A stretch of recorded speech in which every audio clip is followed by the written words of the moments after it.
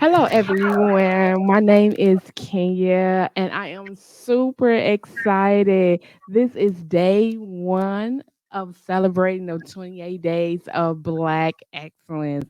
And if you were here last year, you know that our people that we feature was dope. But this year, this is going to be a better year. I promise. I promise. So, if you did not know, All Things Loop stands for Live It, Own It, Obtain It on Purpose. And what we do in our mission is we put out your purpose on display. So, today, of day one of celebrating Black excellence, we have Aimee Brown. Hi, Aimee. Hi, how are you? I am good. How are you? I'm doing well. Blessed and highly favored. You look pretty. Thank you. So I am so excited about interviewing you today for our celebrating of 28 days of Black excellence. And this is going to be a real good conversation, I feel like. Um, because one of the things I loved about you was that I've always wanted to be a cheerleader. I was a cheerleader when I was younger. And so when you said it, I was like, okay, I Mhm. want to hear more about it. So definitely tell me, how did you start it in your industry? Okay, well, just a little bit of background. I've cheered all 4 years of high school. Wow. I did traditional basketball, football, and competition cheerleading. So I've always had a love for it. I just didn't know it was going to make a circle back to me in the way that You're it right. did. So my last semester at Kennesaw State University, go Owls, which is where which is where I got my public relations degree. Mhm. I was also the president of a women empowerment organization there called Ladies of Distinction. We had about 200 plus girls at the time, I believe. Wow. So I was just, doing what I could during COVID, trying to like regain like the retention of membership because some people just fell off. And I did Mhm. pretty well with like doing on campus events, which is where I was like literally by foot recruiting people. I didn't realize like for the girls that I was recruiting would soon the next semester um, like be founders of this Stomp and Shake cheer organization, which is like spreading more culture at a PWI. So we became like the first PWI with a Stomp and Shake cheer squad, if I'm not mistaken. So they reached out after I kind of put something in there on Instagram about hey, I'm not going to be able to participate, but if you need a Mhm. coach, let me know. And they like immediately, me not knowing who they were at the time, immediately just reached out and I was excited. So they were founded April 16th of 2021, and we've been pretty much pushing since then. How many girls are you on the team now? Are you coaching? As of now, I have 26 Wow. girls. And what's the age range? It's all college students, so from freshman to senior, but majority of them are under 21. I think I have maybe 5 girls on the squad who are 21. Wow. And so what's your definition of Black excellence? My definition of Black excellence is just like I always tell my girls and everybody else, like, you're your own brand. The day that you're born, like, you come into this world by yourself and you leave by yourself. So I feel like what you put out, the positivity you put out, the hard work you put out, um, your story on how it gets there, being 100% authentically you and just organic with whatever you're doing, I feel like that's Black excellence. Like, kind of like how people define like what their success is or what wealthy or rich is. I feel like excellence is that same thing. But I think the gist of excellence in itself, especially Black excellence, is just being unapologetically you and doing what you need to do to get to the point that you need to get to so that you're happy and peaceful within yourself and the work that you've done. Yeah, absolutely. Um, I think I love the fact of the matter that even though you are, where you are in cheerleading and things of that sort, that you are really pouring back into other women that wants to get to where you're at. So I believe that's great. Thank you. How do you feel that you are contributing to the company? So, like I said, with us being the first Stomp and Shake cheer squad at Kennesaw Yeah. State, you know, it's a PWI, so it wasn't really made Mhm. for us, and we're just pretty much trying to get in where we fit in. So a lot of people have their reasons as to why didn't you go to HBCU, and I think what Mhm. a lot of people fail to realize, which no bashing HBCUs because I will soon be starting my master's degree at Clark Atlanta on January 18th. So no bashing whatsoever. Just like people's financial situations are different, or maybe like Yeah. their lack of knowledge on HBCUs and exactly like the significance of it. I feel like back home where I'm at, like my grandfather was a civil rights activist, but there were just certain things that I didn't know about because I wasn't educated on. Like I'm probably one of the out of all of my cousins, I think there's me and two others who've gone to college, and all of us have like a big age gap, and Mhm. just kind of I feel like that's part of the reason why people don't go to HBCUs, or mainly the main reason. If we could, we would, but that's how I feel like we're pouring into it with it Stop and Shake, like originating from Winston-Salem State University. Mhm. Um, I feel like we're just doing so well with like giving the crowd that the people who look like us and don't look like us like an opportunity to see that there's like a different form of cheerleading and actually educating them on what this cheerleading is and letting them know how long it's been around and like where it originated from, which was through us. So Do you believe that in our culture right now, us brown girls, we don't know the significance of being a cheerleader? Do you think that's one of the reasons why we don't want to pursue it as much as maybe our other counterparts? yes, so Yeah. I totally agree. Me growing up in like the small town where I'm from, Social Circle, Georgia, that's where I was raised. I was the only brown girl on the squad. Like Yeah. that's it for a long time until I made it comfortable for other girls that looked like me to, want to try out and join the team and pretty much, enjoy it. But like you said, when people immediately hear cheerleader, they think, Mhm. super preppy and, there's a stereotype that goes behind that. But in certain areas, like depending on their culture and how they were raised, like a cheerleader has a completely different like spin to it. So I Yeah. do think that the main stereotype is the traditional cheerleading, which there's nothing wrong with that. Nothing against it. They put in a lot of hard work. It's just that Mhm. there's also Stop and Shake cheerleading with girls who also put in that same work on top of adding rhythm and motion and shakes to our routines and our cheers and our stands, Yeah. which just makes it a lot more fun. Yeah. My niece was in cheerleading this summer, and we went to some competitions, and I Yeah, definitely saw the difference. I yeah, definitely saw the difference. So I was like, "Okay, right. I get it." And but then when I didn't know the whole competition cheerleading thing even exists. So when I was with her this summer and I saw it, I was like, "Oh, this is a big thing. Like, Very people really big. take this serious." Very big. I took it seriously all throughout like high school. I'm talking about crying at Mm, states because we yeah. dropped the stunt. So I respect both because they both fall under the same thing, the same umbrella of cheerleading. It's Yeah. just that one has more culture on it and the other one is more traditional. So Yeah. What's your definition of living in your purpose? living in my purpose. My definition of that will pretty much just tie into Black excellence.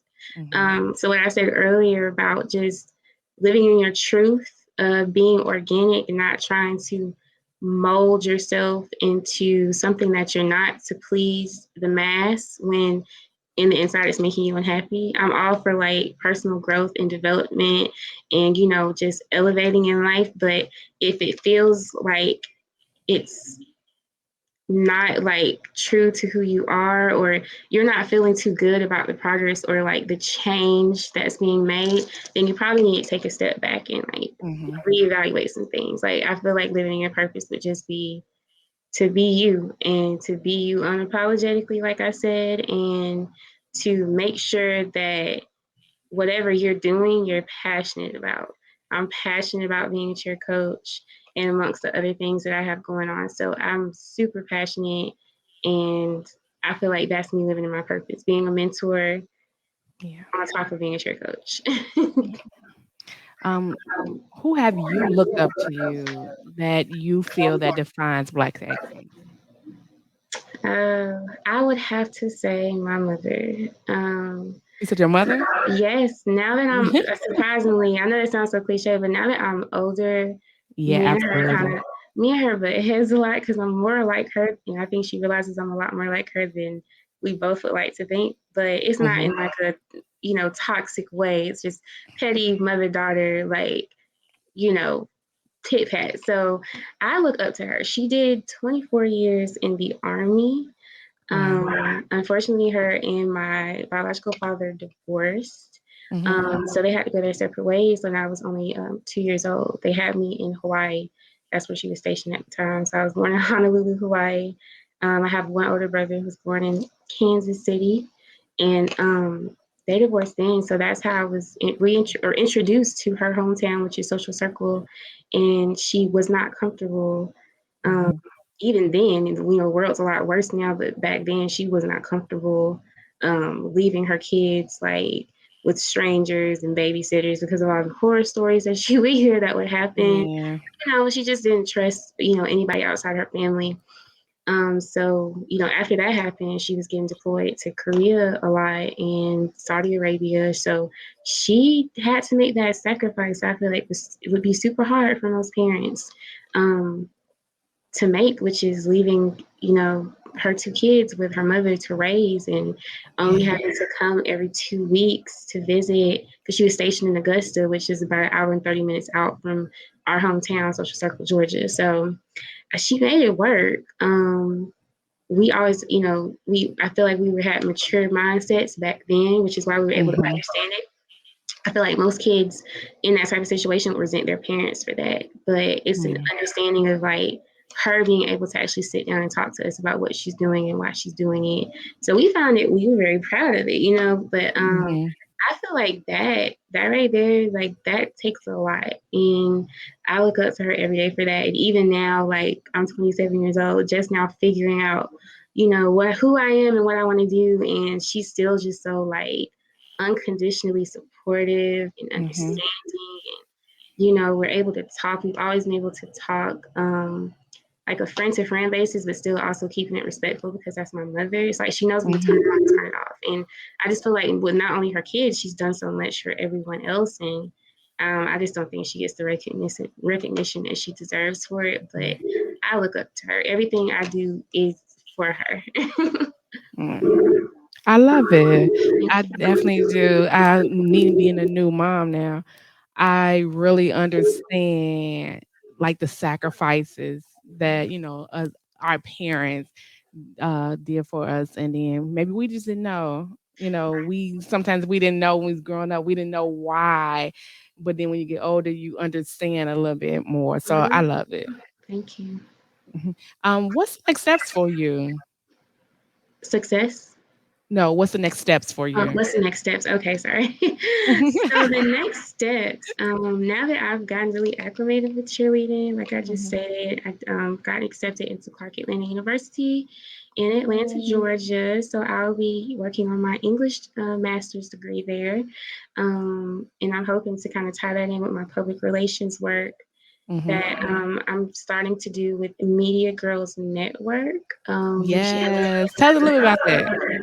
yeah. So Media Girls Network is like honestly so much more now that I'm inside of it a little bit Mhm. more. Like it's amazing, but it's this group of women in media Well, we literally found each other. yes, this is how we found each other, literally uplifting other women Mhm. in media. Like I've never seen anything like it. Like, there's the friendly competitions, of course, that makes business go around, but Mhm. I don't think I've ever really seen like a platform of women training and working and bouncing ideas off of each other. And then also crediting other people in media while getting to Mhm. where they need to get to. I just feel like it's such a beautiful thing, and I'm excited for what's to come and what we'll be working on. With like me being on the sponsorship team and me also being on a social media content team and everything like that. So I'm just excited for what's to come with that, and I'm hoping all that ties in as well as me just finishing my etiquette consultation certificate to be a part of the elite school of etiquette, which is also founded and ran by people who look like us. Miss Carol and Ray. I saw her do the Miss Excellent pageant last year, and I loved it. And it was like the first etiquette based pageant. And she's gonna keep doing it now because it just went so well for her. And I was like, I want to volunteer. Like I didn't even want to like actually try to Mhm. do anything else out of it. I just love giving back. So I was like, let me volunteer. And we got to talking, and she was like, well, I think you could do this, and it take time to do that. And so I'm like, oh wow, like I could literally sit here and teach women and men and kids and everyone else who wants to know how to like properly dine, how to Yeah. conduct yourself at business meetings, and international protocol. So actually, my first volunteer gig, she just randomly hit me up, and I didn't realize where I was going until she called. She's like, yeah, she's like, because she's a former Falcons cheerleader. Mhm. And she was like, yeah, the rookie class for the Falcons is the class that you'll be coming to, like, volunteer at. Wow. And I was like, okay, like, I was like, that's so cool. So, like, I was really excited to actually be there and listen to her, like, work the room how she does. I've done an etiquette Yeah. class myself in undergrad, which that wasn't me being trained. I just did some research and printed out some stuff and told my members, here we go. Here we go. We finna, cater, eat, and y'all gonna act like y'all know what y'all doing. Right. Nah, they loved it though. Because that was a segment I started called Like a Lady. That was like my imprint that I left at the school for that organization. So we had, resume building, how to dress like a lady, business casual, um, business professional. We had an event with that, and then we had an event with etiquette. So Mhm. that was where I first learned it. So I loved it then, and then just seeing her do it and realizing that I can actually like turn this into a career is really exciting for me. So hopefully there'll be more to come, but hopefully all of this just works out in my favor, which I'm sure it will this You upcoming year. sure will. I have a lot going on this year. You definitely do. At 27, you do. You killing it. Thank you. You killing it. So how can people follow you, or reach out to you if they wanna work with you somehow? Maybe their child wanna be a part of cheerleading or etiquette or something. So how Right. can they reach? So, my personal Instagram is its underscore Black Rose. That's my nickname. That's like my brand.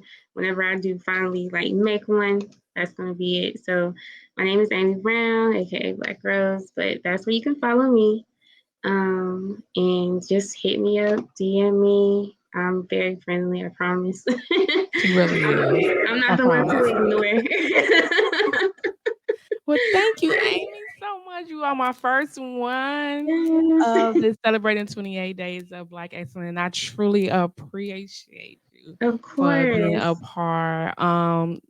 Definitely, if you need any help, any assistance on my part, please do not hesitate to reach out. Oh, I won't, I promise. Thank you so much. Of course. And happy Uh, Founders Day. Thank Of you. course. If you did not know, this today is our Founders Day, Delta Sigma Theta Sorority Incorporated. So I'm excited. So thank you. Of course. Okay, so you guys, if you do know, please go follow Amy. 27, killing it, like Yeah. killing it.